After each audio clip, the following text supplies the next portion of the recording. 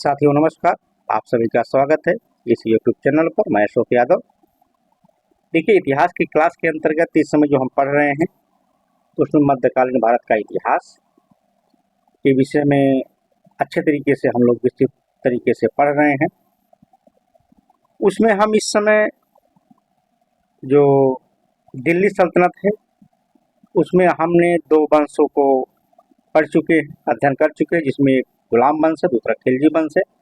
तो इसमें तीसरा वंश है तुगलक वंश। इसके विषय में हम लोग इस समय पढ़ रहे हैं। तो उसमें तुगलक वंश के अंतर्गत तो गियासुद्दीन तुगलक के विषय में हमने कल अध्ययन किया था। तो आज जो हम लोग पढ़ेंगे वह है मोहम्मद बिन तुगलक। मोहम्मद बिन तुगलक के विषय में पढ़ने से पहले आपसे एक निवेदन है कि हमारे चैनल को सब्सक्राइब करिए, लाइक करिए, कमेंट करिए। तो हमारी सारी क्लासेज आपको फ्री मिलेंगी, बस हमारा केवल आपको सहयोग करना है। आप अपनी तैयारी को अच्छे से कवर कर सकते हैं। अब देखिए, इसमें क्लास से जो हम शुरू कर रहे हैं तो इसमें देखिए मोहम्मद बिन तुगलक, इसने जब इसके ऊपर अफगान षड्यंत्र के बाद आरोप लगा कि इसने अपने पिता की जो लकड़ी का महल बनवाया था उसमें मार दिया। उसके बाद मोहम्मद बिन तुगलक शासक बनता है और यह 1325 ईस्वी से लेकर के 1351 ईस्वी तक दिल्ली की सत्ता पर शासन करता है। अब यहाँ पे देखिए, अगर मोहम्मद बिन तुगलक के मूल नाम की बात करें तो इसका मूल नाम है मलिक फखरुद्दीन जौना खां। तो ये परीक्षा के दृष्टि से बहुत महत्वपूर्ण है। तो यहाँ पे मोहम्मद बिन तुगलक के शासनकाल के विषय में पूछ लेता है, मिलान के लिए भी प्रश्न बनता है। तो ये बात आपको ध्यान देना है कि 1325 से लेकर 1351 ईस्वी तक मोहम्मद बिन तुगलक ने शासन किया। परीक्षा में ये भी प्रश्न बनेगा कि मोहम्मद बिन तुगलक का मूल नाम क्या है। तो आपको जानकारी होनी चाहिए कि मोहम्मद बिन तुगलक का जो मूल नाम है वह है मलिक फखरुद्दीन जौना खां। ठीक, अगर बात करें यहाँ पे मोहम्मद बिन तुगलक का अगर उपनाम पूछ लिया जाए परीक्षा में, आपको ध्यान देना है इसका जो उपनाम है वह है अबुल मजाहिद।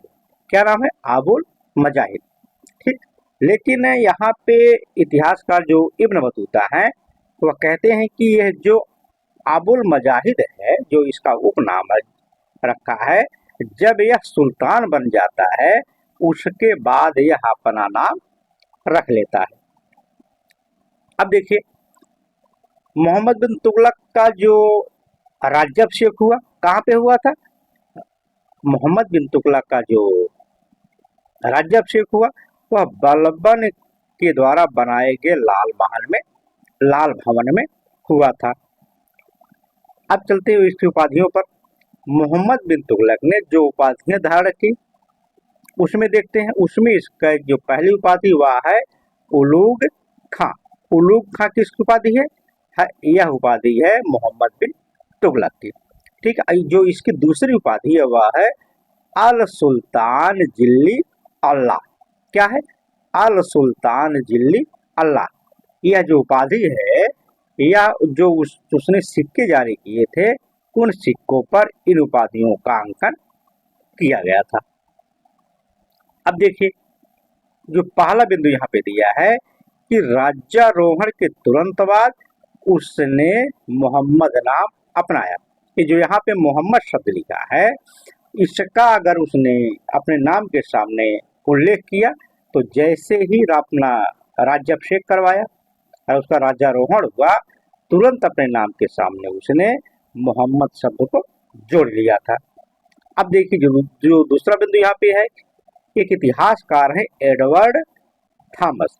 इन्होंने कहा कि उससे सिक्के बनाने वालों का सुल्तान कहा जाता है एवं धनवानों का युवराज कहा जाता है। मोहम्मद बिन तुगलक को मुद्रा शास्त्री भी कहा जाता है। एडवर्ड थॉमस ने मोहम्मद बिन तुगलक को इन 3 नामों से संबोधित किया है।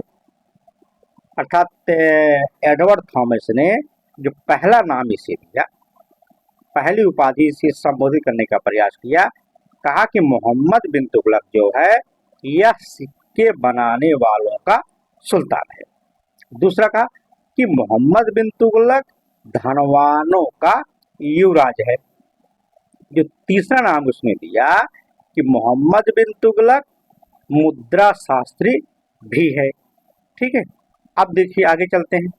यहाँ पे जो तीसरा बिंदु है इसमें है ईसामी महोदय जो हैं ये कहते हैं कि उससे काफिर, या काफिर का मतलब होता है विधर्मी एवं द्वितीय यजीद भी कहा जाता है। ठीक है, ये जो ईसामी है मोहम्मद बिन तुगलक को काफिर कहते हैं एवं द्वितीय यजीद कहते हैं। आगे चलकर के बर्नी ने कहा मोहम्मद बिन तुगलक के विषय में, नाकाम परियोजनाओं का मेधावी कर्ता धर्ता। अर्थात पूरी तरीके से बर्नी ने मोहम्मद बिन तुगलक को नाकाम बता दिया।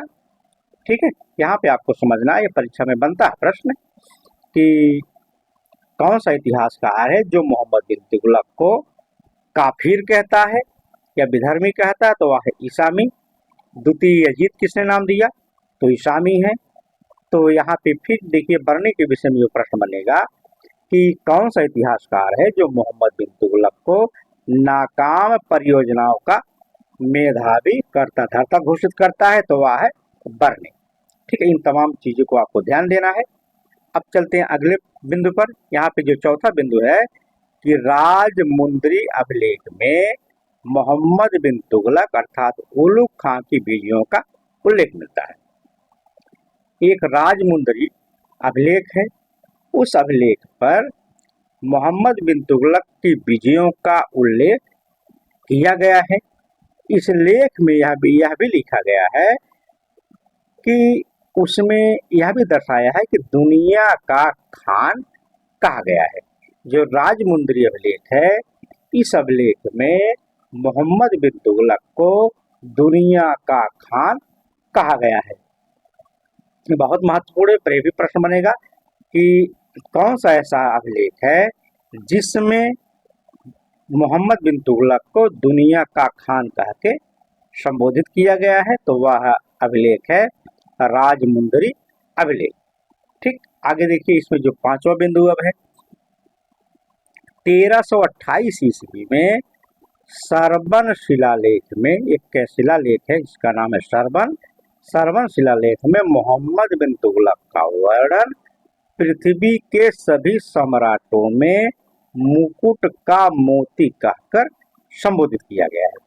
यहाँ पे भी बहुत महत्वपूर्ण प्रश्न बन सकता है कि कौन सा ऐसा अभिलेख है जिसमें मोहम्मद बिन तुगलक का वर्णन पृथ्वी के सभी सम्राटों में मुकुट का मोती कहकर संबोधित किया गया है, तो वह अभिलेख का है सरवन का अभिलेख, जो कि 1328 ईस्वी में लिखा गया है। ठीक है, अब देखिए इसमें कहा गया है, इसमें उसे ऐसा शासक बताया गया है जिसके काल में दिल्ली में वेदों के गायन से सभी पाप भाग जाते हैं। इन बातों का उल्लेख भी इसमें किया गया है, इसीलिए आपको बहुत ध्यान देना है। अब देखिए छठा बिंदु यहाँ पे है, मदुरा के ज्ञानपुरीश्वर मंदिर का लेख मोहम्मद बिन तुगलक के शासनकाल के 9वें वर्ष का है। लेख में उसे आगे सुल्तान कहा गया है। आपको यहाँ समझना है कि प्रश्न बन सकता है कि कौन सा ऐसा अभिलेख है जिसमें मोहम्मद बिन तुगलक को आदि सुल्तान कहा गया है। तो आपको ध्यान देना है, वह अभिलेख है मदुरा के ज्ञानपुरीश्वर मंदिर का अभिलेख। ठीक, अब देखिए,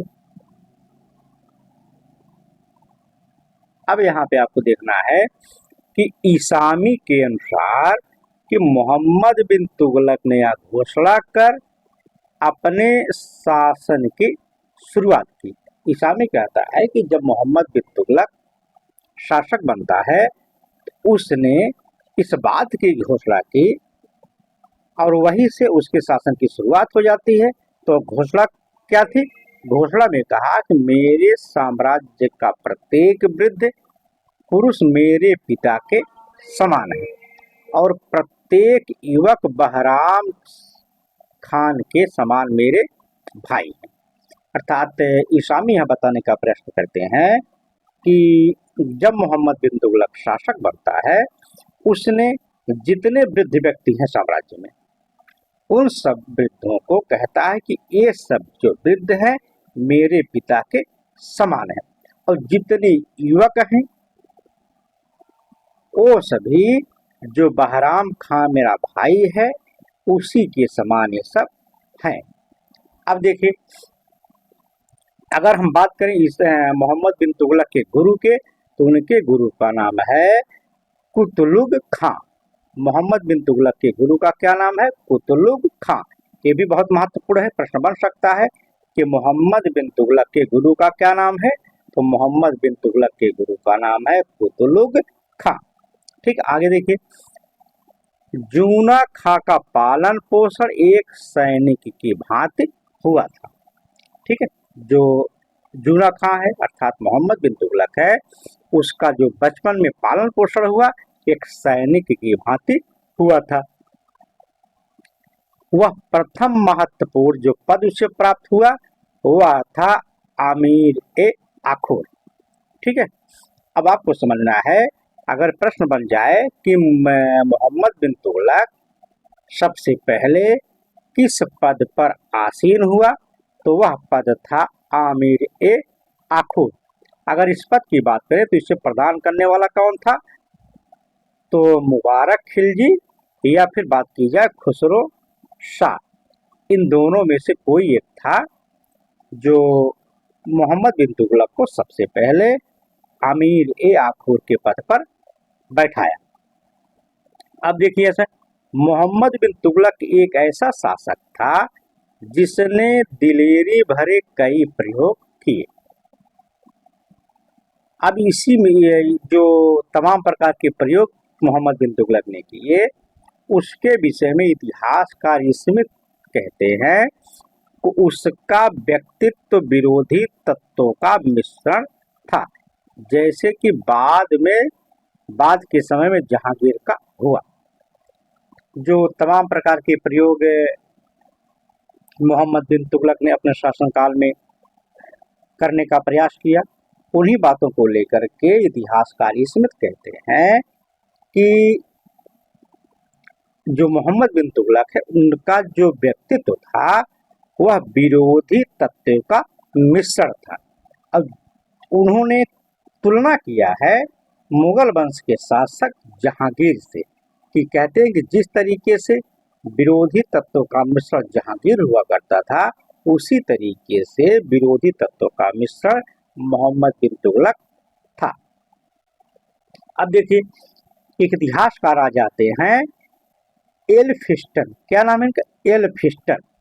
इन्होंने जो बात कही मोहम्मद बिन तुगलक के विषय में आप सुनकर हैरान रहेंगे। एल्फिस्टन इन्होंने कहा कि उसमें पागलपन के लक्षण दिखाई देते हैं। ठीक है, ये बहुत बड़ा प्रश्न बना है कि कौन सा इतिहासकार है जिसने मोहम्मद बिन तुगलक के विषय में कहा कि उसमें पागलपन के लक्षण दिखाई देते हैं? तो वह इतिहासकार हैं एल्फिस्टन। ठीक है, यहाँ पे भी प्रश्न एक और जो अगर घुमा के प्रश्न बनाएगा कि कौन सा ऐसा शासक दिल्ली सल्तनत का है जिसके विषय में कहा जाता है कि उसमें पागलपन के लक्षण दिखाई देते हैं, तो वह सुल्तान है मोहम्मद बिन तुगलक। लेकिन ये जो बात एल्फिस्टन कहते हैं इस बात को लेकर के जो इतिहासकार हैं वो कहते हैं कि यह बात ठीक नहीं है। ठीक है, अब देखिए, मोहम्मद बिन तुगलक बताते हैं कि उसे बदनसीब आदर्शवादी तथा रक्त पिपासु शासक तक कहा गया है। तो यहाँ पे भी प्रश्न बनता है ठीक है। रक्त पिपासु शासक के रूप में किसे जाना जाता है? तो जाना जाता है मोहम्मद बिन तुगलक को। ठीक, यहाँ पे भी और प्रश्न बनेगा कि बदनसीब आदर्शवादी शासक किसे कहा गया है, किसके विषय में बोला जाता है? तो वह है मोहम्मद बिन तुगलक। इन तमाम बातों को आपको ध्यान देना है, सारे बिंदु परीक्षा के दृष्टि से बहुत महत्वपूर्ण है। अब देखिए, मनोवैज्ञानिक इतिहास के अगर आधार पर बात की जाए तो एक इतिहासकार हैं ईश्वरी प्रसाद और दूसरे हैं गॉर्डन ब्राउन। इन्होंने कहा कि सुल्तान को पागल, रक्त पिपासु, कल्पना जगत में उड़ने वाला जो आरोप है, उन आरोपों से ये लोग उसे मुक्त कर देते हैं। ठीक, ये देखिए, ये मनोवैज्ञानिक है जिसमें ईश्वरी प्रसाद है, गार्डनर ब्राउन है। ये तमाम प्रकार के उसके ऊपर आरोप लगे हैं कि मोहम्मद बिन तुगलक वो पागल था, रक्त पिपासु था, कल्पना जगत में उड़ने वाला था। इन लोगों ने कहा कि जो इसके ऊपर ये आरोप लगाए जाते हैं, ये आरोप पूरी तरीके से निराधार है। ठीक है। अब देखिए, दूसरे दोष इन आधुनिक इतिहासकारों का न होकर के मोहम्मद बिन तुगलक के उन 3 समकालीन इतिहासकारों बरनी, ईसामी और इब्न बतूता का है। ठीक है।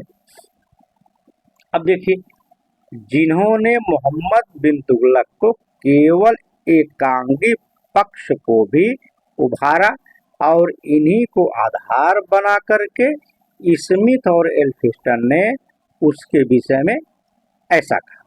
तो ये जो मनोवैज्ञानिक इतिहासकार हैं, इन्होंने कहा कि ये जो एल्फिंस्टन महोदय हैं, जो इसे और जो स्मिथ महोदय हैं, जो तमाम प्रकार के आरोप लगाते हैं उसके ऊपर मोहम्मद बिन तुगलक के कि वह रक्त पिपासु शासक है, बदनसीब आदर्शवादी शासक है, पागलपन के उसमें लक्षण दिखाई देते हैं, ये तमाम प्रकार के जो आरोप हैं, ये आधुनिक इतिहासकार नहीं लगाते हैं।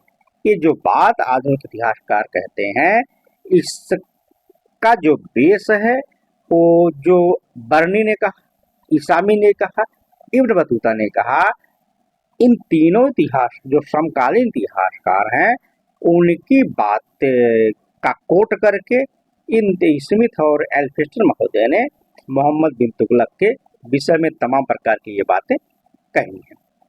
अब आगे देखिए, इन समकालीन इतिहासकारों ने अपने व्यक्तिगत हितों से प्रभावित होकर के मोहम्मद बिन तुगलक का इतिहास लिखा। जैसे बरनी जब वर्तमान में है तब उसे मोहम्मद बिन तुगलक से प्रेम है, वहीं जब वह भूतकाल में आता है तो उसके पास मोहम्मद बिन तुगलक के लिए घृणा के अतिरिक्त कुछ नहीं है। अब यहाँ पे आपको समझना है, जितने इतिहासकार होते थे, जिस शासक के दरबार में रहेंगे उस शासक की चरण वंदना करने के लिए तत्पर रहते थे। वे शासक के विरोध में कुछ करेंगे नहीं।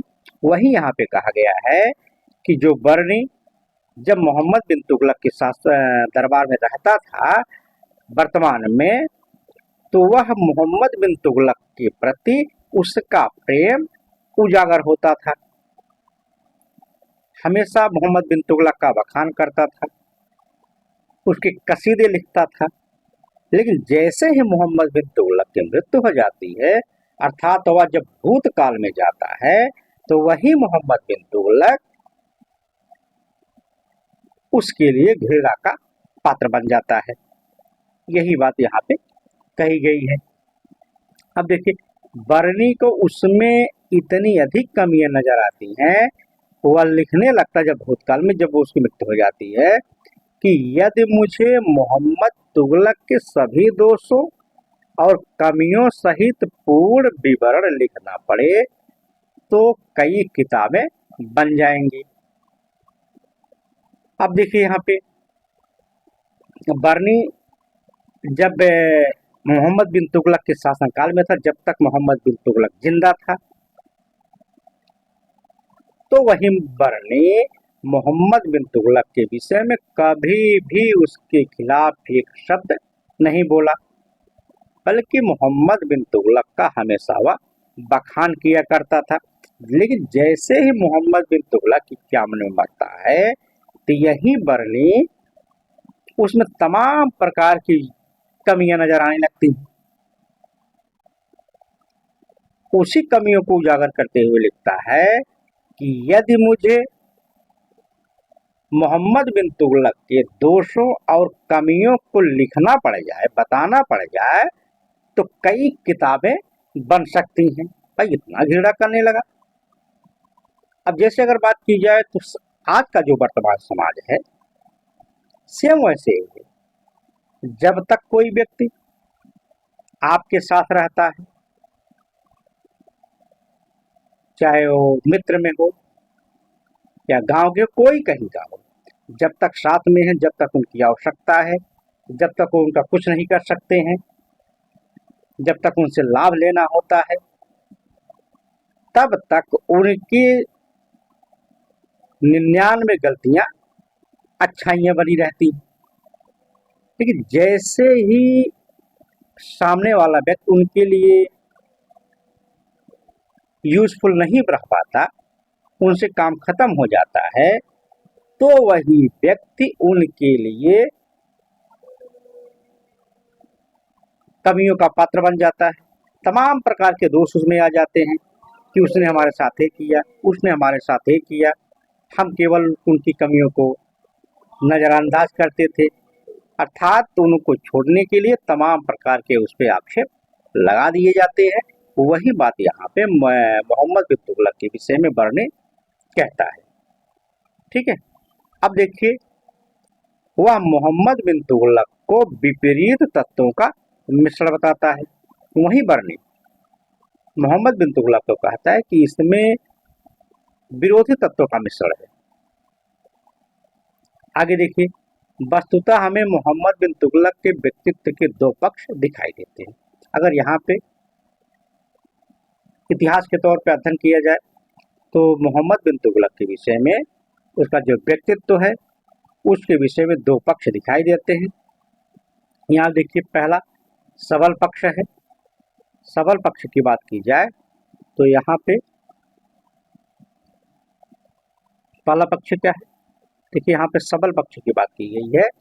तो पहला पक्ष अगर इसमें है, देखिए, मोहम्मद बिन तुगलक दिल्ली पर बैठने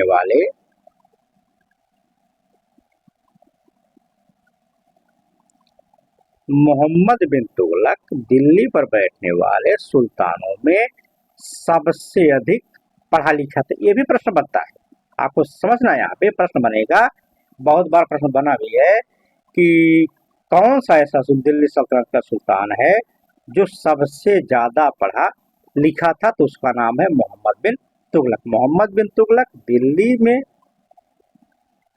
बैठने वाले सुल्तानों में सबसे अधिक पढ़ा लिखा था। वह एक अच्छा सुलेखक भी था, अर्थात बहुत अच्छे तरीके से वो लिखा भी करता था, और एक कवि भी था। वह अपने पत्रों में फारसी पद्यों का उद्धरण किया करता था, अर्थात जो पत्र लिखा करता था मोहम्मद बिन तुगलक, उन पत्रों में फारसी जो कविता होती थी उसका उसमें उल्लेख किया करता था। अब देखिए, मोहम्मद बिन तुगलक जो था वह खुद धर्म एवं दर्शन का विद्वान था। क्या आपको समझना है कि मोहम्मद बिन तुगलक धर्म और दर्शन का बहुत बड़ा विद्वान भी था। आगे देखिए, मोहम्मद बिन तुगलक जो था अरबी, फारसी, खगोल, दर्शन, गणित तथा चिकित्सा आदि का भी वह बहुत अच्छी तरीके से ज्ञान रखता था। मोहम्मद बिन तुगलक तीक्ष्ण बुद्धि वाला था, आश्चर्यजनक अस्मरण शक्ति वाला था, ज्ञान पचाने की असाधारण योग्यता से संपन्न था। अर्थात उसमें तमाम प्रकार की जो योग्यताएं थी अच्छी अच्छी, वो कूट कूट कर उसमें भरी हुई थी। उसके विषय में जो कहा गया है कि मोहम्मद बिन तुगलक जो था वह दिल्ली की सत्ता पर बैठने वाले सुल्तानों में सबसे ज़्यादा पढ़ा लिखा था।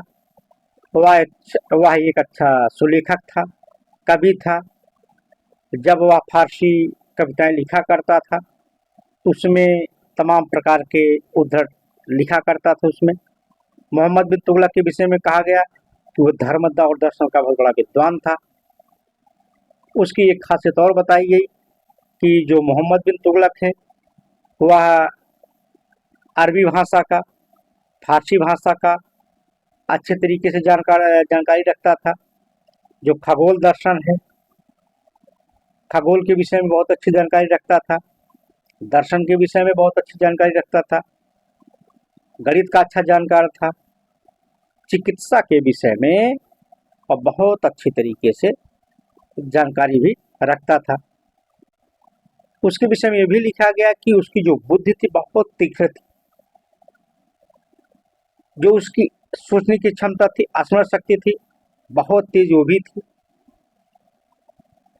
उसके विषय में यह भी बताया गया कि ज्ञान पचाने की, अगर उसे कोई चीज ज्ञान की मिल गई तो उसे बहुत अच्छे तरीके से बहुत जल्दी वह कैच कर लेता था, ग्रहण कर लेता था।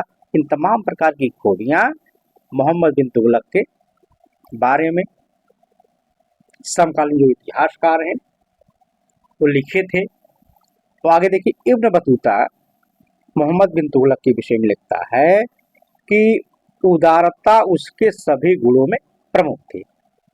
जो तमाम प्रकार के उसके अच्छाइयाँ थे, गुण थे, उसमें अगर किसी की ज्यादा प्रमुखता थी तो उसके विषय में इब्न बतूता कहता है कि जो उदारता है वह सभी गुणों में प्रमुख थी। कुल मिलाकर वह एक बुद्धिमान या बुद्धिवादी शासक था, अर्थात ऐसा व्यक्ति जो धार्मिक विश्वासों में श्रद्धा भाव से नहीं अपितु तर्क की कसौटी के आधार पर स्वीकार करता हो। अब देखिए यहाँ पे जो दूसरा बिंदु यहाँ पे है कि मोहम्मद ने बिना किसी भेदभाव के पदों का आवंटन जो किया वह योग्यता के आधार पर किया। मोहम्मद बिन तुगलक के विषय में कहा गया कि जब वह अपने शासन व्यवस्था को अच्छे तरीके से उसे चलाना था तो चलाने के लिए उसने जातिवादिता को या नस्लवाद को बढ़ावा नहीं दिया, बल्कि उसने जिसकी जितनी योग्यता थी उसको उसी आधार पर उस पद पर बैठाया। अब इसके विषय में ईसामी कहते इतिहासकार जो हैं कि उसने हिंदुओं को भी ऊंचे पदों पर नियुक्त किया। इतिहासकार ईसामी बताते हैं कि जो हिंदू थे, जो जिस पद के जो जिस पद की योग्यता रखते थे उस पद पर भी हिंदुओं को उसने बैठाया। अब यहाँ पे देखिए एक चुनार का अभिलेख है, चुनार में उससे प्राप्त किया गया। वहां पे जो लिखा गया है कि उसका वजीर साईं राज तथा जिसे श्री राम कहा गया वह एक हिंदू था। यहाँ पे भी आपको प्रश्न बन जाएगा कि कौन सा ऐसा शिलालेख है जिस पर मोहम्मद बिन तुगलक के हिंदू वजीर की विषय में जानकारी प्राप्त होती है। तो वह हिंदू वजीर है साईं राज अर्थात जिसे श्री राम कहा गया। अब चलते हैं अगले प्रश्न पर। अब देखिए जो कि आगे चलकर दक्षिण का उपवजीर तथा गुलबर्गा का सूबेदार बन गया, वही जो श्री राम है या साईं राम है वह आगे चल करके जो उसका वजीर था आगे चल करके दक्षिण का उपवजीर बनाया गया और गुलबर्गा का उसे सूबेदार मोहम्मद बिन तुगलक ने बना दिया था। उसके बाद भारत को गुलबर्गा का सूबेदार भारत को एक दूसरा था हिंदू जिसे मोहम्मद बिन तुगलक ने गुलबर्गा का सूबेदार बनाया। एक ज्योतिषी थे मोहम्मद बिन तुगलक के शासनकाल में, जिनका नाम था रतन। रतन के हिंदू को सिंध का राजस्व अधिकारी बनाया। अब इनके बाद रतन के बाद एक थे जिनका नाम था सेहवान। सेहवान को सिंध का सूबेदार बना दिया गया। ठीक है, उसने रतन को अजीम उस सिंध की उपाधि दी। यहाँ पे आपको समझना है कि मोहम्मद बिन तुगलक ने किस हिंदू सूबेदार को अजीम उस सिंध की उपाधि दी थी, तो उसका नाम था रतन। ठीक है, अब देखिए आगे। धारा नामक दक्षिण का नायब वजीर भी हिंदू था। एक धारा स्थान है, वहां का धारा जो व्यक्ति है, इसे दक्षिण का नायब वजीर भी उसे वहां पे नियुक्त किया गया था। अब आगे देखिए, एक नाम आता है किशन का। एक किशन नामक जो हिंदू है, इसे मोहम्मद बिन तुगलक ने अवध क्षेत्र का एवं सिंध क्षेत्र का सूबेदार बना दिया। आपको यहाँ पे देखना है, किशन नामक हिंदू पे भी प्रश्न बनेगा कि मोहम्मद बिन तुगलक ने अवध का सूबेदार किसे बनाया, तो उसका नाम है किशन। और सिंध का सूबेदार किसे बनाया, तो उसका नाम है किशन। ठीक, आगे देखिए। मोहम्मद बिन तुगलक ने गायक नजबा की को उसकी योग्यता के आधार पर इस कदर पदोन्नत किया कि अन्य लोग नबजा से ईर्ष्या करने लगे। मोहम्मद बिन तुगलक के दरबार में एक गायक रहता था जो गाने का काम करता था, जिसका नाम था नजबा। नजबा जब मोहम्मद बिन तुगलक ने उसके अंदर योग्यता को देखा, तो उसे एक बहुत अच्छे पद पर आसीन कर दिया। उसकी इस पदोन्नत को देख करके जो और लोग थे, उससे ईर्ष्या करने लगे। अब देखिए, एक निम्न वंशी हिंदू थे जिनका नाम था पीरा माली। निम्न वंशी हिंदू पीरा माली को मोहम्मद बिन तुगलक ने दीवान ए बिजारत के पद पर, जो प्रमुख का पद है, उस पर उसे नियुक्त किया। ये तमाम प्रकार की जो बातें हम बता रहे हैं आपको, ये परीक्षा की दृष्टि से बहुत महत्वपूर्ण है। आपको समझना है, आपको एक बिंदु भी नहीं छोड़ना है। ठीक है, क्योंकि यहाँ पे भी प्रश्न बन जाएगा कि कौन सा ऐसा निम्नवंशी हिंदू है जिसे मोहम्मद बिन तुगलक ने दीवान ए बिजारत का प्रमुख बनाया, तो उसका नाम है हिंदू पीरा माली। ठीक, आगे देखिए। मोहम्मद बिन तुगलक ने अपने प्रशासनिक ढांचे में सूफियों, व्यापारियों एवं अमीरान सादा, जिसे सत्ताधारी अमीर कहा जाता, को शामिल किया।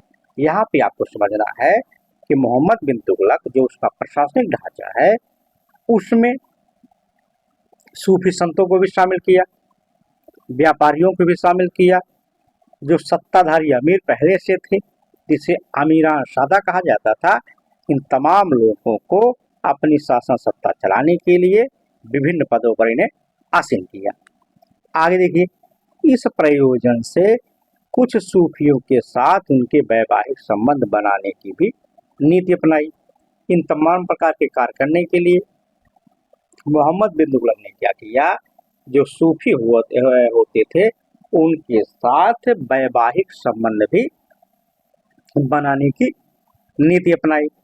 अब आगे देखिए, उसने क्या किया, उसने अपने तथा पुत्रियों का इन धार्मिक परिवारों से विवाह किया।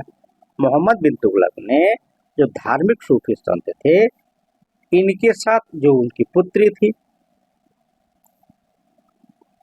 उसका भी विवाह किया।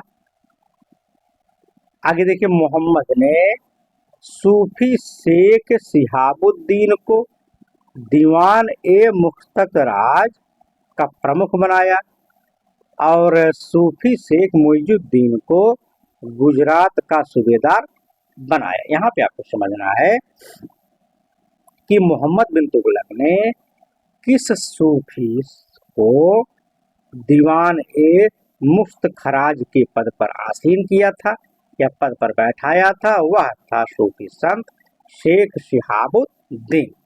और दूसरे जो शेख हैं उनका नाम है शेख मुइजुद्दीन। शेख मुइजुद्दीन को मोहम्मद बिन तुगलक ने गुजरात का जो सूबेदार पद है उस पर बैठाया। आगे देखिए, शेख मुइजुद्दीन को बाद में गुजरात के विद्रोहियों ने मार दिया। यहाँ पे भी प्रश्न बन सकता है कि कौन सा ऐसा सूबेदार है, शेख है, जिसे गुजरात के विद्रोहियों ने मार दिया? तो उसका नाम है शेख सूफी शेख मुइजुद्दीन। ठीक है, अब आगे देखिए, ऐसे ही शेख इमादुद्दीन एक है, मोहम्मद बिन तुगलक की तरफ से बहराम आयबा से लड़ते हुए मारे गए। आगे देखिए, सैयद कमालुद्दीन अमीर किरमानी को सेना में पद दिया। एक थे सैयद वंश से संबंधित, इनका नाम था कमालुद्दीन अमीर किरमानी।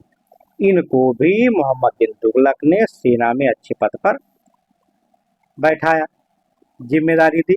आगे देखिए, वह शेख नासरुद्दीन चिरागे दहलवी को भी प्रशासन से जोड़ना चाहता था।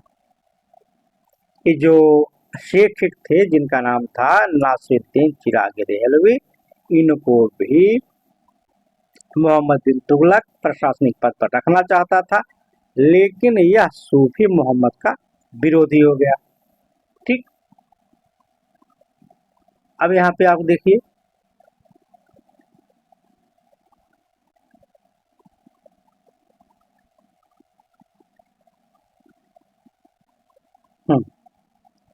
अब आपको यहाँ देखना है, जब विरोधी हो गए, सुल्तान ने अपने प्रशासनिक ढांचे में कुछ अफगान परिवारों, जिनमें नाम है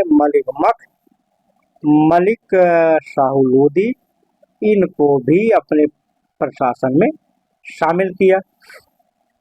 मोहम्मद बिन तुगलक ने मिस्र से एक व्यापारी आया था जिसका नाम था शिहाबुद्दीन काजरूनी, इसको भी खंभात का प्रभारी बना दिया। अर्थात गुजरात में जो खंभात की खाड़ी है वहां पे जो प्रभारी था वो मिस्र का एक व्यापारी था जिसका नाम था शिहाबुद्दीन काजरानी, उसको मोहम्मद बिन तुगलक ने वहां पे प्रभारी बनाया। अब देखिए, उसने मंगोल सरदार हुलाजुन को लाहौर का सूबेदार नियुक्त किया। ठीक है, ये यहाँ पे मंगोल आया था, मंगोल सरदार जिसका नाम था हुलाजुन। अब इसको मोहम्मद बिन तुगलक ने लाहौर के सूबेदार के पद पर नियुक्त किया। ठीक है, अब देखिए, यहाँ पे एक शब्द आया है आमिरान शादा। क्या शब्द है यहाँ पे? आमिरान शादा। ठीक है, अब इनके विषय में थोड़ा बता दें आपको। ये देखिए, वह विदेशी सरदार जो मध्य एशिया से आए अमीर ए सादा कहलाए थे। ये जो अमीर सादा हैं ये विदेशी सरदार थे। ये लोग मध्य एशिया में के रहने वाले थे, वहां पे इन्हें अमीरान ए सादा कहा जाता था। ठीक है, अब देखिए, इनमें मंगोल अफगान भी शामिल थे जिनको मोहम्मद बिन तुगलक ने दक्षिण भारत, गुजरात एवं मालवा में नियुक्त किया। इब्न बतूता बताता है कि भारत के सम्राट सुल्तान अबुल मुजाहिद मोहम्मद तुगलक की एक आदत विदेशियों से प्रेम करना तथा उन्हें राज्यपाल एवं उच्च पदों पर नियुक्त का सम्मान देना है। इब्न बतूता मोहम्मद बिन तुगलक के विषय में बताता है कि मोहम्मद बिन तुगलक का जो एक आदत है वह आदत यह है कि जो विदेशी आते थे उसके प्रति यह बहुत अच्छी तरीके से प्रेम करता था, उनको बहुत मानता था। जो वहां से आते थे विदेशी और जिसे लगता था कि यह योग्य है तो उसे राज्यपाल के पद पर नियुक्त कर देता था, या तमाम प्रकार के जो उच्च पद थे उन पदों पर इन लोगों की नियुक्ति वह किया करता था। आगे देखिए, अमीर वर्ग में बहुत सारे विदेशियों को सम्मिलित कर लिया, जिसे वह एज्जा एवं अजीज मित्र कहा करता था। देखिए, जो विदेशी लोग आए थे, विदेशी अमीर, उसे एज्जा कहा जाता था। यही बात आपको समझ रहा है। ये प्रश्न बनता है कि एज्जा शब्द का अर्थ क्या होता है, तो ये थे विदेशी वर्ग के अमीर लोग। ठीक है, आगे देखिए, महत्वपूर्ण है कि विरोधी अमीर वर्ग में परिवर्तन लाने के लिए मोहम्मद बिन तुगलक योग्यता के आधार पर एक नया वर्ग बनाना चाहता था। मोहम्मद बिन तुगलक की चाहा कि जो अमीर वर्ग विरोधी हो गए हमारे, अब उनमें विश्वास लाभ पैदा करने के लिए उन्हें विभिन्न पदों पर नियुक्तियां दी जाए ताकि वह हमारे प्रिय बन सके। आगे देखिए, दूसरे, उसका पुराने अमीरों पर से विश्वास उठ गया था। जो मोहम्मद बिन तुगलक है, जो पुराने अमीर हुआ करते थे, उस पर वह किसी भी तरीके का कोई विश्वास नहीं करता था। आगे देखिए, मोहम्मद बिन तुगलक के नए अमीरों को बरनी छिछोरा कहा करता था एवं दीनावस्था में बने नए रईस की संज्ञा देता था। बरनी उसका खूब मजाक उड़ाता था, जो घोड़ों की पूंछ और लगाम के बीच भेद नहीं कर सकते थे।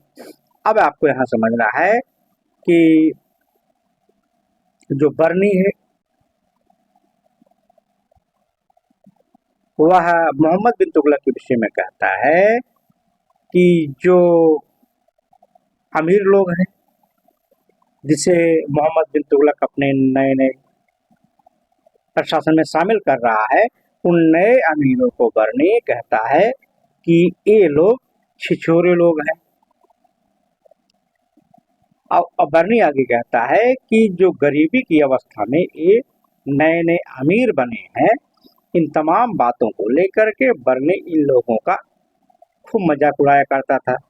अब मजाक उड़ाते हुए कहता था कि मोहम्मद बिन तुगलक उन लोगों को अमीर की श्रेणी में शामिल कर रहे हैं जो घोड़ों की पूंछ और लगाम के बीच भेद नहीं कर सकते। अब आगे देखिए, तीसरा बिंदु यहाँ पे है कि शामी बताता है कि मोहम्मद बिन तुगलक पहला सुल्तान था जो कि गंगा जल का पान किया करता था। आपको यहाँ बहुत बड़ा प्रश्न बना है कि दिल्ली सल्तनत का कौन सा तुर्की सुल्तान है जो गंगा जल को पिया करता था, गंगा जल का पान करता था, तो उसका नाम है मोहम्मद बिन तुगलक। अब इसके विषय में और मोहम्मद शामी कहता है कि मोहम्मद बिन तुगलक हिंदू त्योहारों जैसे होली आदि को बड़ी धूमधाम से मनाया करता था। ये भी प्रश्न बनता है कि दिल्ली सल्तनत का कौन शासक है जो हिंदू त्योहारों जैसे होली, दिवाली, इन तमाम प्रकार के जो त्योहार हैं बहुत धूमधाम से मनाया करता था, तो उसका नाम है मोहम्मद बिन तुगलक। इन तमाम बिंदुओं को आपको ध्यान देना है, परीक्षा के दृष्टि से बहुत महत्वपूर्ण है। आगे देखिए, इसी आधार पर इसामी ने सुल्तान के सिर की मांग की थी। आगे देखिए, अकाल के कारण जब मोहम्मद बिन तुगलक ने दिल्ली की जगह गंगा के तट पर स्थित अपनी नई राजधानी बनाया तो उसे संस्कृत का नाम स्वर्ग द्वारी दिया। फिर आपको यहाँ समझना है कि कौन सा ऐसा शासक है दिल्ली सल्तनत का जिसने अपनी राजधानी का नाम स्वर्ग द्वारी रखा, तो वह है मोहम्मद बिन तुगलक। अब देखिए आगे, एक अभिलेख है बतीहागढ़। क्या नाम है? बतीहागढ़ का अभिलेख। इस पर लिखा है बतीहागढ़ अभिलेख सुल्तान द्वारा एक गौ मठ अर्थात गाय मंदिर के निर्माण की घोषणा करते हैं। यहाँ पे आपको देखना है, परीक्षा में प्रश्न बन सकता है, कौन सा ऐसा शासक है जो गाय के मंदिर के निर्माण की घोषणा करता है, तो वह सुल्तान था मोहम्मद बिन तुगलक। अगर इसके उल्लेख की बात करेंगे तो गाय के मंदिर के निर्माण का उल्लेख जिस अभिलेख में किया गया है उस अभिलेख का नाम है बतियागढ़।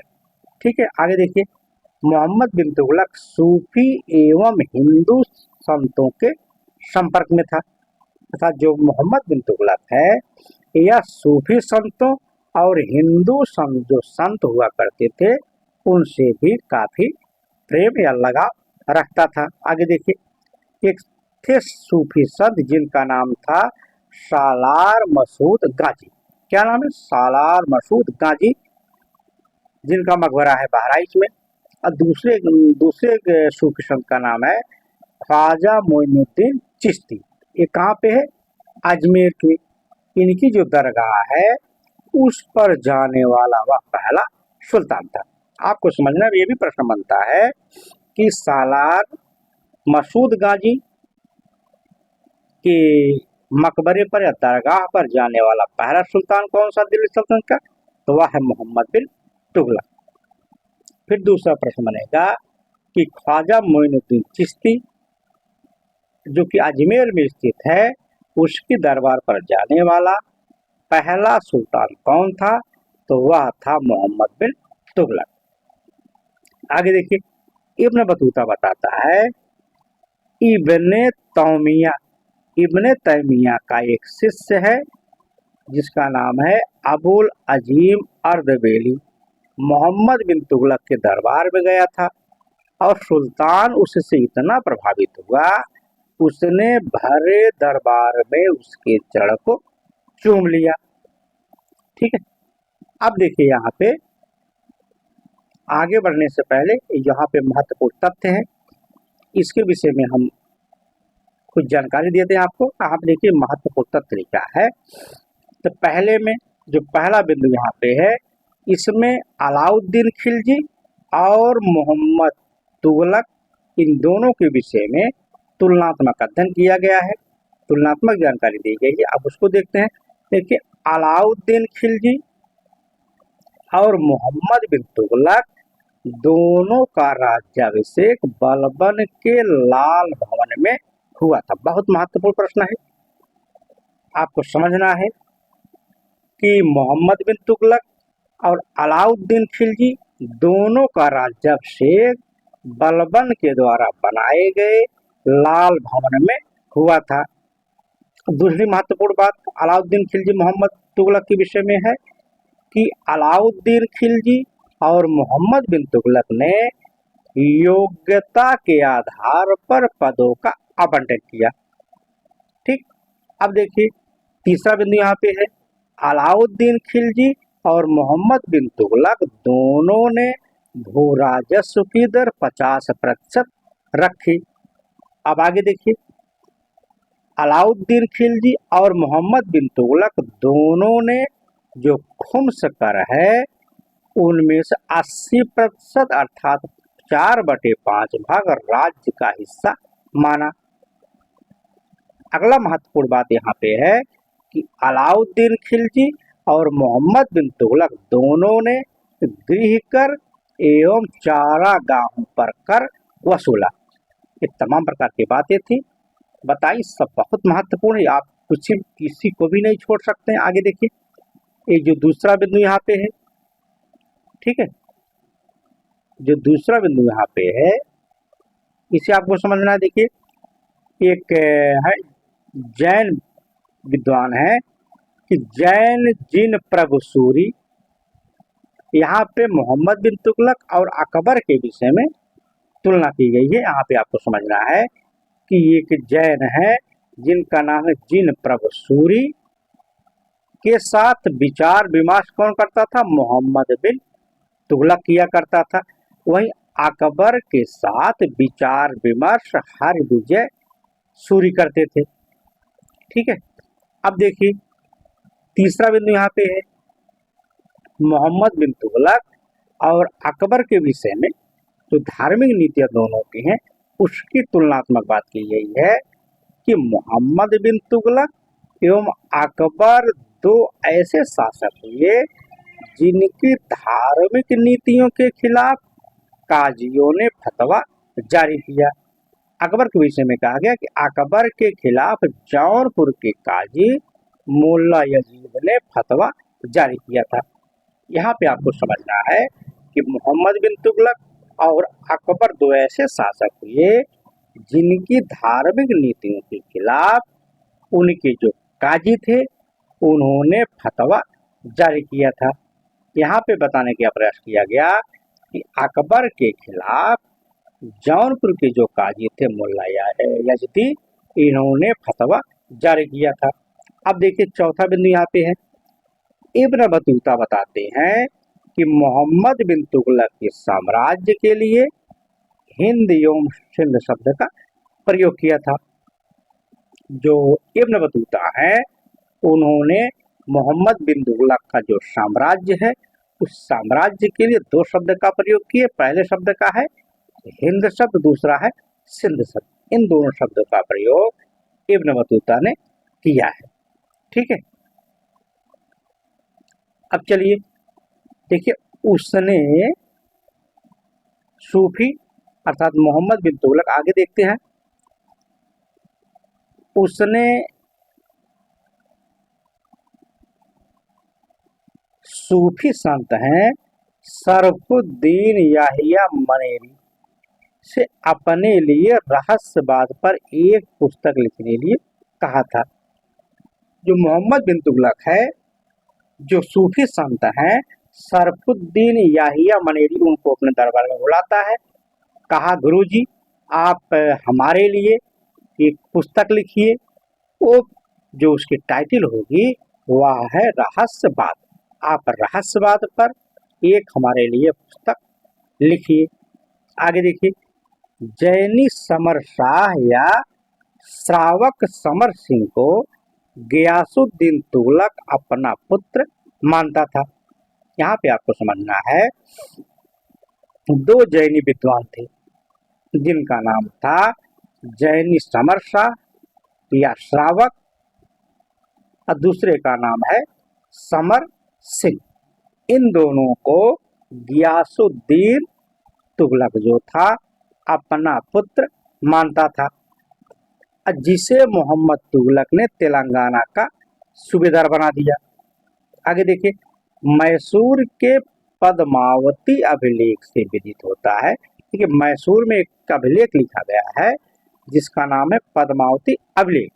उससे जानकारी मिलती है कि जैन भिक्षु सिंह कीर्ति मोहम्मद तुगलक के दरबार में रहते थे। यहाँ पे आपको समझना है, प्रश्न बन सकता है कि जैन भिक्षु सिंह कीर्ति किस शासक के दरबार से संबंधित थे? तो वह थे मोहम्मद बिन तुगलक के दरबार में। इसकी जानकारी कहाँ से मिलती है? इसकी जानकारी मिलती है मैसूर में स्थित पद्मावती अभिलेख से। आगे देखिए, मोहम्मद तुगलक पहला सुल्तान था जिसने माउंट आबू में स्थित जैन मंदिर के दर्शन किए। ये भी प्रश्न बनेगा, कौन सुल्तान ऐसा है दिल्ली सल्तनत का, या कौन सुल्तान पहला सुल्तान है जिसने माउंट आबू में स्थित जैन मंदिरों में दर्शन किए? तो उसका नाम है मोहम्मद बिन तुगलक। आगे देखिए, जैनी राजशेखर एवं जिन प्रभु सूरी उसके दरबार में रहते थे। ठीक है, यहाँ पे आपको समझना है कि दो जैन विद्वान हैं, एक का नाम है राजशेखर, दूसरे का नाम है जिन प्रभु सूरी। ये दोनों विद्वान मोहम्मद बिन तुगलक के दरबार में रहते थे। आगे देखिए, वह अक्सर जिन प्रभु सूरी से आधी रात तक विचार विमर्श किया करता था। ये भी प्रश्न बनता है कि कौन जैन विद्वान हैं जिनसे मोहम्मद बिन तुगलक आधी रात तक धार्मिक विषयों पर विचार विमर्श किया करता था, तो उनका नाम है जिनप्रभ सूरी। आगे देखिए, जिनप्रभ सूरी के ही मार्गदर्शन में मोहम्मद बिन तुगलक ने पलतीना के शत्रुंजय मंदिर एवं गिरनार मंदिरों की यात्रा की। यहाँ पे भी प्रश्न बनेगा कि मोहम्मद बिन तुगलक ने किन दो मंदिरों की यात्रा की, तो उनमें नाम है पलतीना के शत्रुंजय मंदिर और गिरनार मंदिर की यात्रा की थी। आगे देखिए, उसने जिन प्रभु को 1000 गायें और शत्रुंजय के जैन साधुओं हेतु धर्मशाला या बस्ती उपस्त्र प्रदान किया। आगे देखिए, मोहम्मद बिन तुगलक ने कल्याण में शिवलिंग तथा मधुकेश्वर मंदिर का पुनर्निर्माण करवाया। यहाँ पे भी प्रश्न बनेगा कि मोहम्मद बिन तुगलक ने किन मंदिरों का पुनर्निर्माण करवाया, तो उसमें है कल्याण के शिवलिंग मंदिर और दूसरा है मधुकेश्वर का मंदिर। आगे देखिए, कल्याण शिलालेख से अब मुस्लिम प्रजा के प्रति सुल्तान की धार्मिक स्वतंत्रता की नीति प्रदर्शित होती है। अर्थात जो मोहम्मद बिन तुगलक ने कल्याण शिलालेख में जो उल्लेख हुआ उसमें कहा गया है कि मोहम्मद बिन तुगलक जो मुस्लिम के अलावा प्रजा है उसके प्रति सुल्तान की धार्मिक नीति जो स्वतंत्रता की नीति है उसको यहाँ पे उल्लेखित किया गया है। आगे देखिए, इब्न बतूता यौगिक क्रियाओं में मोहम्मद बिन तुगलक की दिलचस्पी बताता है।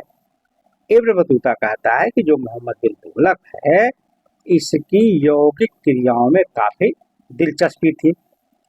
आगे देखिए, ईसामी और इब्न बतूता दोनों बताते हैं कि सुल्तान योगियों से वाद विवाद व्यक्तिगत रूप से किया करता था। उसके दरबार में वाद विवाद में गैर मुस्लिम विद्वानों ने भी भाग लिया। आगे देखिए, यहाँ पे बात करेंगे चौथा बिंदु बरनी। बरनी कहता है कि एक शासक के लिए न्याय का 70 वर्षों की नवाज से भी अधिक महान होता है। आपको समझना है कि बरनी कहता है कि एक शासक के लिए न्याय का कार्य 70 वर्षों की नवाज से भी अधिक महान होता है। यहाँ पे जो न्याय का कार्य है उसकी महानता को बरनी ने यहाँ पे व्याख्यायित किया है। कहता है कि अगर आप न्यायपूर्ण कार्य कर रहे हैं एक शासक के रूप में, अगर आप नमाज न भी पढ़ते हो तब भी आप जो न्याय कर रहे हैं उसकी जो बात है वह 70 वर्षों की नवाज से भी अधिक होती है। आगे देखिए, मोहम्मद जो तुगलक ने बलबन की ही तरह न्याय के सम्मुख विधि की समता लागू किया। यहाँ पे जो मोहम्मद बिन तुगलक है बलबन की तरह जो न्याय की बात थी वहां पे विधि की समता अर्थात कानून के समक्ष सभी लोग समान है, इस सिद्धांत को उसने अपने दरबार राज्य में लागू किया। इस नियम को उसने खुद पर भी लागू किया। जैसे वह एक बार स्वयं न्यायालय के समक्ष उपस्थित हुआ और अपने एक अधिकारी के पुत्र से 21 बेटे भी खाई थी। भाई कोई गलती मोहम्मद बिन तुगलक किया रहा होगा जिसके कारण उसे खुद भी न्यायालय में जाना पड़ा और जब उसे दंड दिया गया तो उसे दंड में उसे कहा गया कि आपको 21 बेटे खानी है। तो उससे एक अधिकारी था उसके पुत्र से 21 बेटे मरवाई गई। अर्थात यहाँ पे बताने का प्रयास किया गया है कि मोहम्मद बिन तुगलक न्याय के प्रति काफी सजग था। जो न्याय जो नियम कानून साम्राज्य में सभी लोगों के लिए था, वही नियम कानून अपने लिए भी लागू करवाया। आगे देखिए, मोहम्मद बिन तुगलक ने न्याय विभाग पर से उलेमा के एकाधिकार को तोड़ दिया। जो धार्मिक लोग हैं, उलेमा वर्ग हैं, जो उनका न्याय विभाग पर वर्चस्व हुआ करता था, एकाधिकार हुआ करता था, इस नियम को मोहम्मद बिन तुगलक ने तोड़ दिया। अर्थात अब उलेमा वर्ग का न्याय विभाग पर किसी प्रकार का कोई उन पर कब्जा नहीं था। अब देखिए आगे, उसने अन्य व्यक्तियों को भी काजी के पद पर नियुक्त किया। जैसे विदेशी यात्री इब्न बतूता को दिल्ली का काजी बनाया। यहाँ पे आपको समझना है, ये भी प्रश्न बनता है कि कौन सा ऐसा विदेशी यात्री है जिसे मोहम्मद बिन तुगलक ने दिल्ली का काजी बनाया, तो वह था इब्न बतूता। आगे देखिए, वह काजी के जिस निर्णय को ठीक नहीं समझता था वह उसे बदल देता था। मोहम्मद बिन तुगलक ने उलेमा को भी न्याय की परिधि में खींच लिया, जिससे अभी तक वह मुक्त थे। मोहम्मद बिन तुगलक ने कहा कि हमारे लिए न्याय सर्वोपरि है। अब जो ये धार्मिक लोग हैं, उलेमा वर्ग हैं, अब तक इनके ऊपर कोई नियम कानून लागू नहीं होता था, लेकिन अब जो हम नियम बनाने जा रहे हैं इसमें वह काजी भी शामिल होंगे। अर्थात अगर ये कोई गलती करेंगे इनको भी नियम के अनुसार दंड दिया जाएगा। आगे देखिए, वह निर्धनों की सहायता करता था और प्रायः 40,000 व्यक्ति प्रतिदिन शाही भोजनालय से भोजन प्राप्त करते थे। अब देखिए, यहाँ पे मोहम्मद बिन तुगलक की प्रशंसा की गई है कि किस तरीके से गरीब लोगों की वह सहायता करता था, हेल्प करता था। तो कहा गया कि जो निर्धन है वह उसकी सहायता करता था और उसका जो दरबार था उस दरबार में प्रतिदिन 40,000 व्यक्ति भोजन किया करते थे।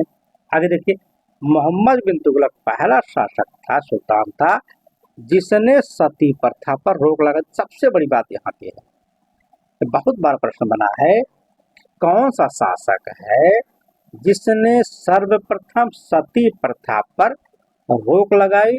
तो वह शासक या सुल्तान था मोहम्मद बिन तुगलक।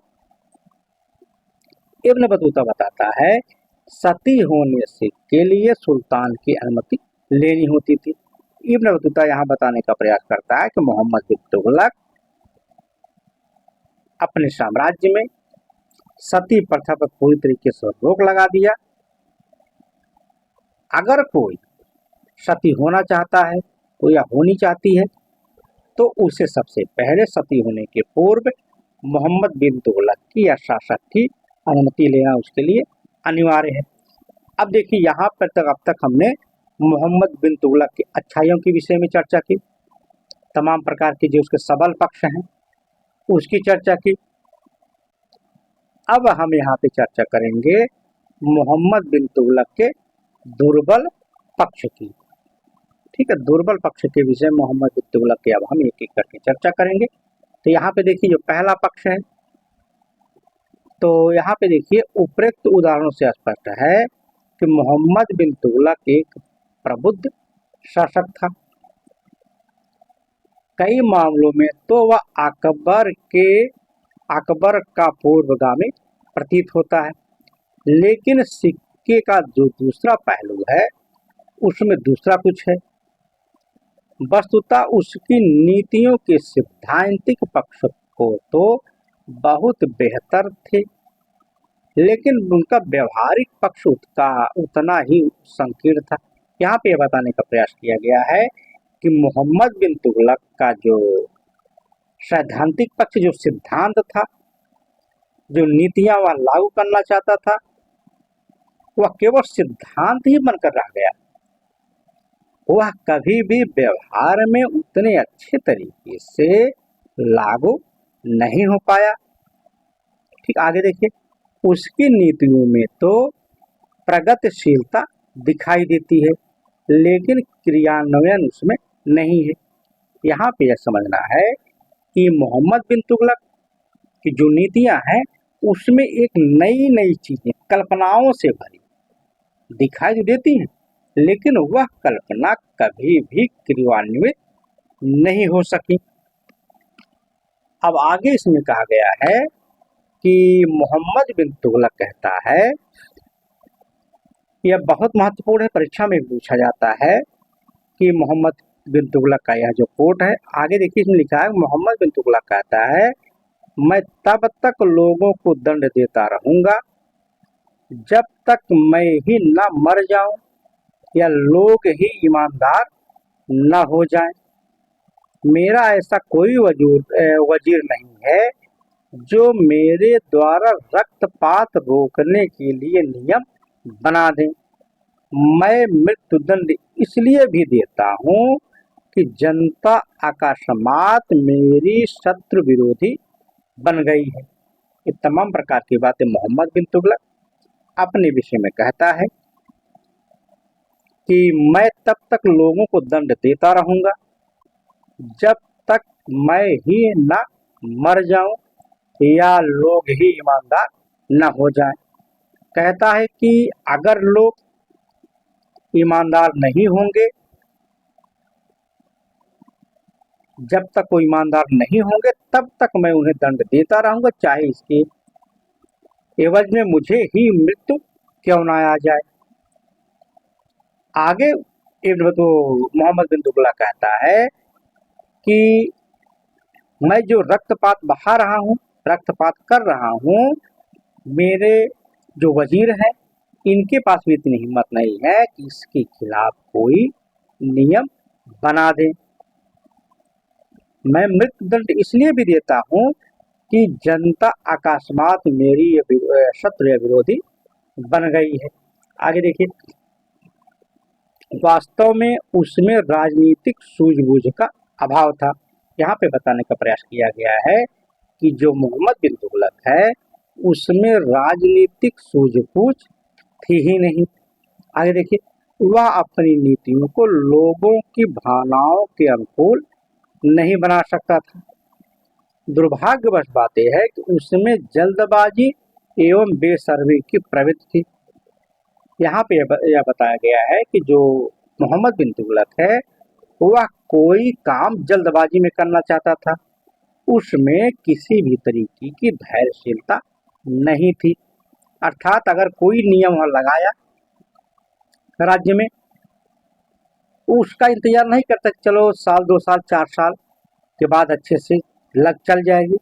वह चाहता कि जैसे हम नियम बनाए तुरंत के तुरंत ही वह नियम पूरे साम्राज्य में अच्छे तरीके से लागू हो जाए और वह दिखने भी लगे। आगे देखिए, यही कारण है कि वह एक जनहितैषी शासक होते हुए भी जनहितैषी नहीं बन सका। वस्तुतः इस अभागे आदर्शवादी के प्रयोगों के पीछे असफलता उसका कारण बन गई। अब इस आगे देखिए, इब्न बतूता बरनी कहते हैं, इन दोनों ने सुल्तान को अत्याचारी एवं रक्त पिपासु कहा, जो कि सही नहीं है।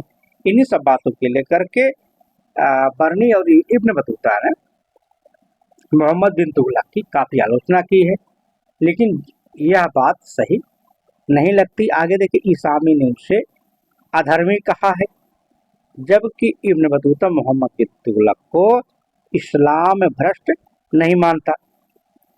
इब्न बतूता जोर देकर कहता है कि वह धर्म के सिद्धांतों का भक्तिपूर्वक पालन करता है, वह स्वयं प्रार्थना करता है और जो इसकी उपेक्षा करते हैं उन्हें दंड देता है। इन तमाम प्रकार की बातें इतिहासकार कहते हैं। अब आगे देखिए,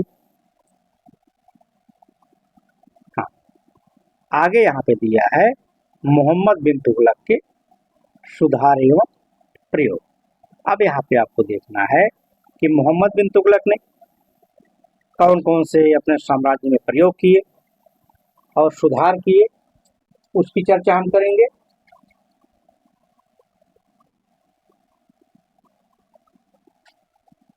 यहाँ पे देखिए शुरू करते हैं मोहम्मद बिन तुगलक के 5 सुधारों। इन 5 सुधारों की जो अगर बात करें तो जिसमें है 2 आब में वृद्धि कर, दूसरा है राजधानी परिवर्तन, तीसरा है सांकेतिक मुद्रा, चौथा है खुरासान आक्रमण और पांचवा है कराचिल अभियान का वर्णन बर्नी ने तिथपूर्वक नहीं किया है, बल्कि इस इतिहासकार के मन में जो बात पहले आई हुआ लिख दिया है। देखिए यह जो यहाँ पे क्रम दिया है यह बातें बर्नी ने लिखी हैं, लेकिन इनका जो 5 काम है इसका कोई क्रम नहीं है।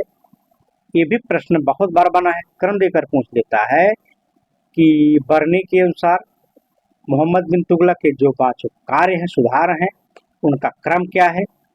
तो पहले आपको समझना है बर्नी के अनुसार जो क्रम इसका है। पहला है 2 आब क्षेत्र में कर वृद्धि, दूसरा है राजधानी परिवर्तन, तीसरा है सुधार सांकेतिक मुद्रा, चौथा है खुरासान आक्रमण, पांचवा है कराचिल अभियान। ये बहुत बार प्रश्न बना है क्रम के रूप में, तो यहाँ पे आपको समझना है। अब देखिए कृषि सुधार को लेकर मोहम्मद बिन तुगलक के विषय में एक इतिहासकार बुलजले हेग ने कहा कि मोहम्मद बिन तुगलक स्पेन के शासक फिलिप द्वितीय के समान शासन के ब्यौरेवार विवरणों को देखता था।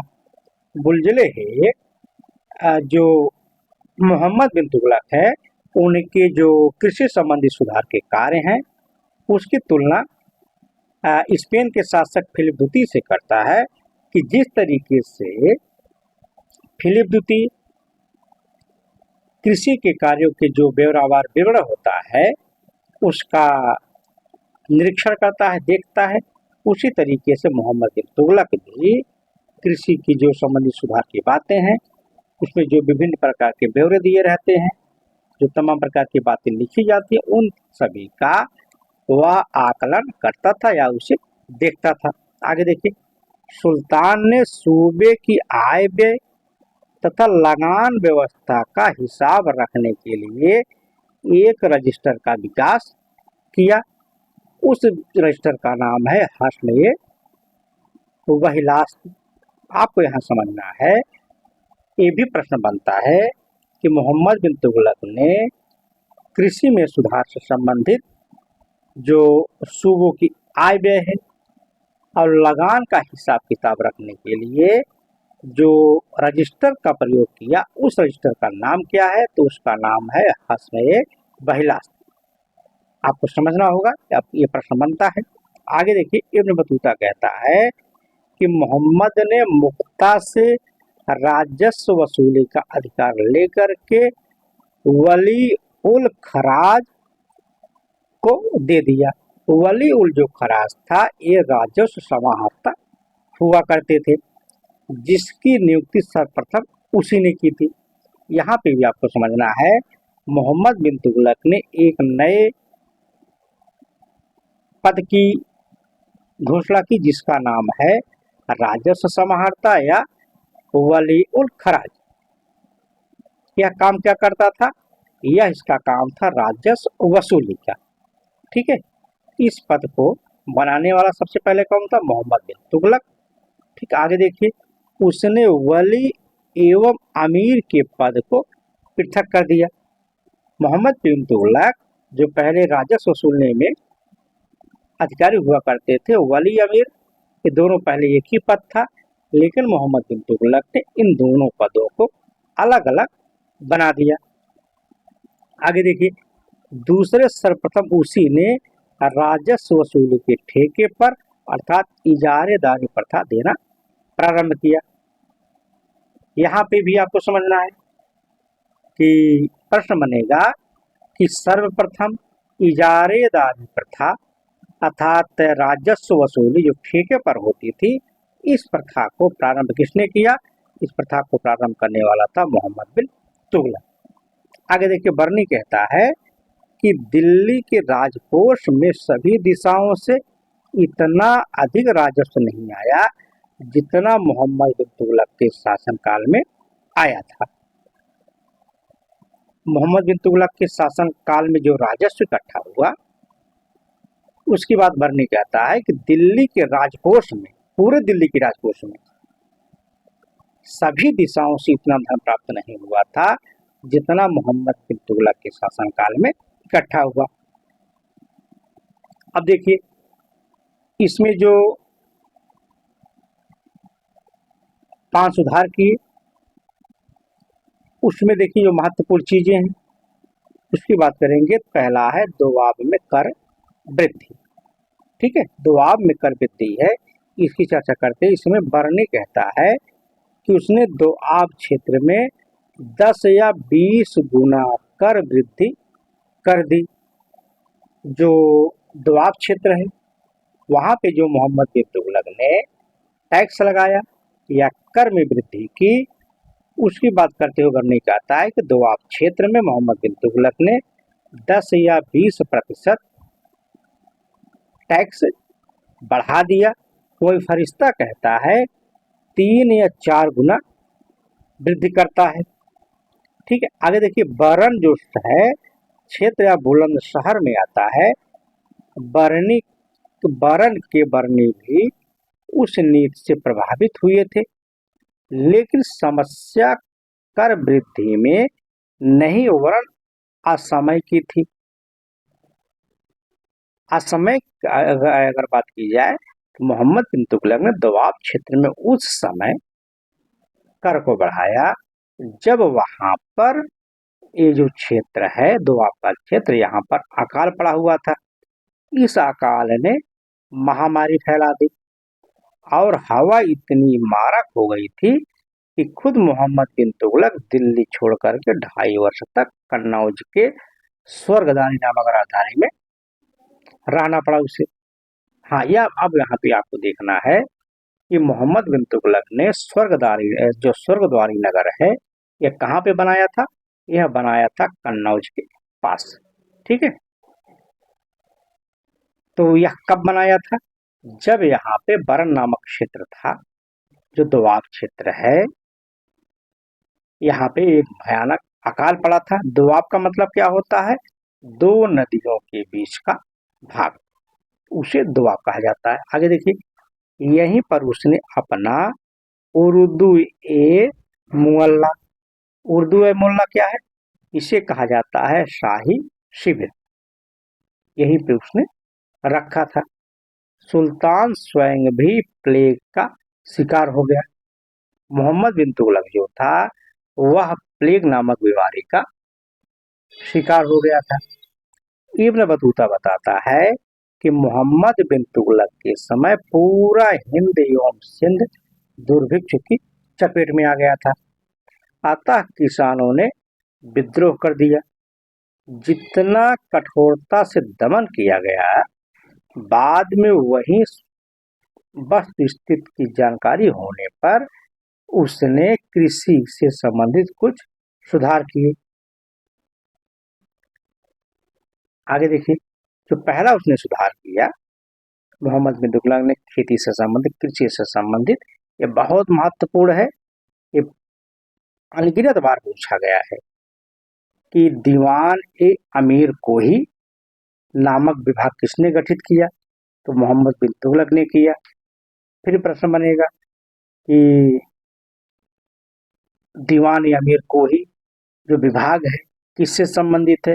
तो दीवान ए अमीर को ही जो विभाग है या कृषि से संबंधित विभाग था। इसका गठन करने वाला सबसे पहले मोहम्मद बिन तुगलक है। इस विभाग का जो प्रमुख है उसे अमीर को ही कहा जाता है। ये भी प्रश्न बनता है कि अमीर कोही का प्रमुख कौन था? तो अमीर कोही, सॉरी, दीवान अमीर कोही का प्रमुख अमीर कोही है।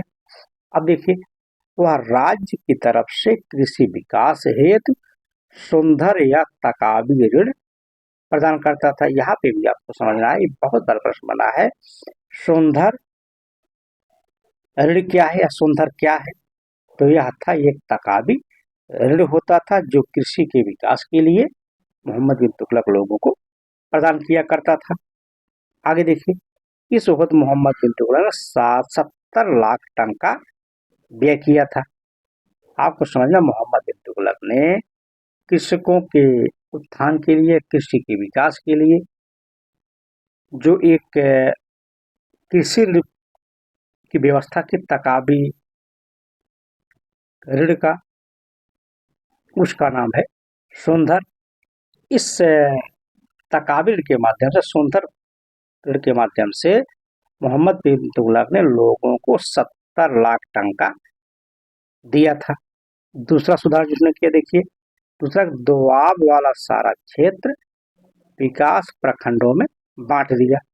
मोहम्मद बिन तुगलक ने क्या किया, जो दोआब का क्षेत्र है, वहाँ जो क्षेत्र है उसे विकास खंडों में उसने बांट दिया। और जब उसे बांट दिया तो प्रत्येक प्रखंड का एक प्रमुख अधिकारी बनाया, जिसका कार्य था कृषि के उन्नत पर ध्यान देना। तीसरा बिंदु यहाँ पे देखिए, मोहम्मद बिन तुगलक ने सर्वप्रथम एक अकाल संहिता का निर्माण किया। यहाँ पे समझना है कि यहाँ पे प्रश्न बनेगा कि कौन सा ऐसा शासक है जिसने सबसे पहले अकाल संहिता का निर्माण किया, तो वह है मोहम्मद बिन तुगलक। चौथा बिंदु यहाँ पे, मोहम्मद ने कृषि उत्पादन के तरीकों में बदलाव किया। फसल सस्यावर्तन पद्धति लागू की, जैसे गेहूं की जगह जौ की जगह गेहूं, गेहूं की जगह गन्ना, गन्ना की जगह अंगूर आदि के उत्पादन को प्रोत्साहित किया। अब देखिए, पांचों बिंदु यहाँ पे है। पांचों बिंदु यहाँ पे इब्न बतूता बताता है कि सुल्तान ने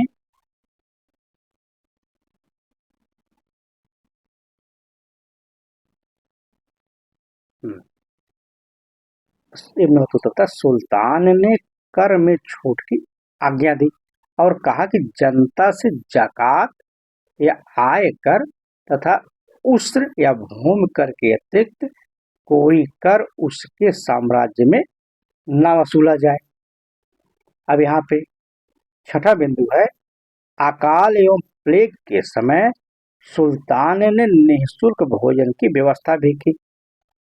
उसने खुद इब्न बतूता को कुतुबुद्दीन ऐबक के मकबरे पर लोगों को भोजन कराने हेतु नियुक्त किया था। जब प्लेग और अकाल पड़ा तो मोहम्मद बिन तुगलक ने इब्न बतूता को अपने पास बुलाता है, कहता है कि आप जाइए, जो कुतुबुद्दीन ऐबक का मकबरा है वहां पे आप एक स्टॉल लगाइए, वहां पे भोजन की व्यवस्था करिए और जो लोग हैं उनको फ्री में भोजन करवाइए। आगे देखिए, लेकिन मोहम्मद बिन तुगलक की यह योजना असफल हो गई। ये जो अकाल के समय लोगों को फ्री में बांटने की प्रथा है, यह योजना उसकी असफल हो गई।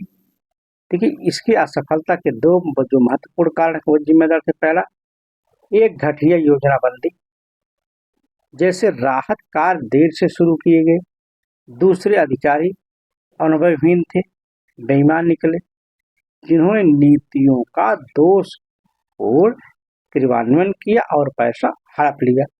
ये तमाम प्रकार के जो लोग थे, इनकी गलत नीतियों की वजह से मोहम्मद बिन तुगलक का जो काम था वह सफल नहीं हो सका। अब आगे देखिए,